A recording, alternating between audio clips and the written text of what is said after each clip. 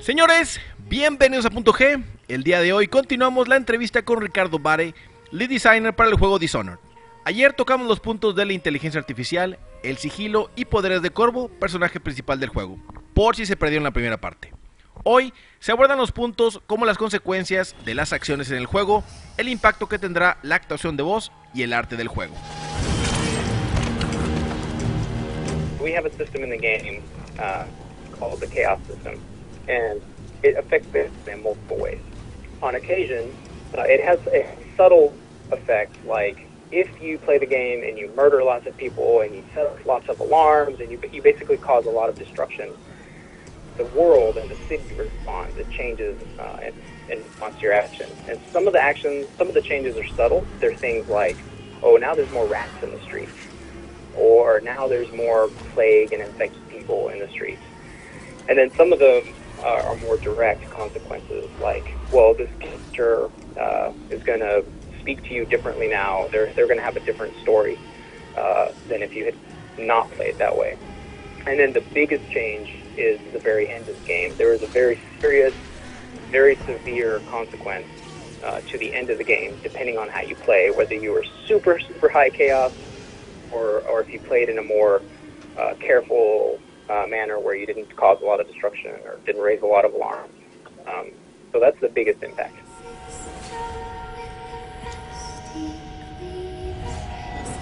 People were amazing to work with in the game.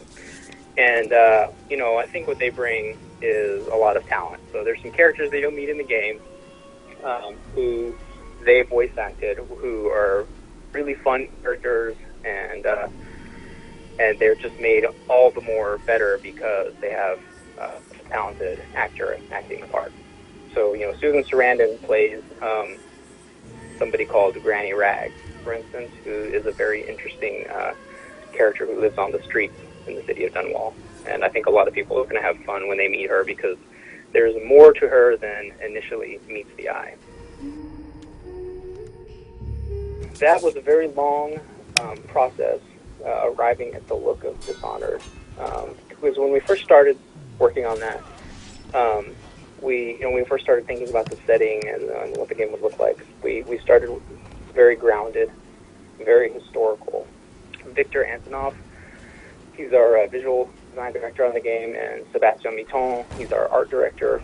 Those guys started with us there, and they did lots of research, and eventually we started to layer in more and more ideas to take it start it away from the real world and started inventing our own history, our own look.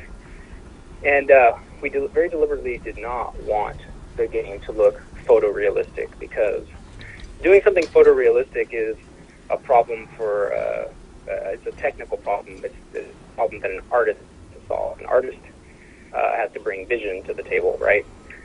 We didn't do photoreal, and those guys created the signature look that Dishonored has, which I think sets it apart.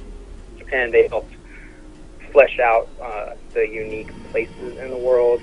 It looks like a place that's like somewhere out of the history books of like a Victorian, industrial city, but it has also this layer with the alternate technology. Some people call it steampunk. We call it steampunk sometimes, but it's kind of our own version of steampunk, the spirit of steampunk.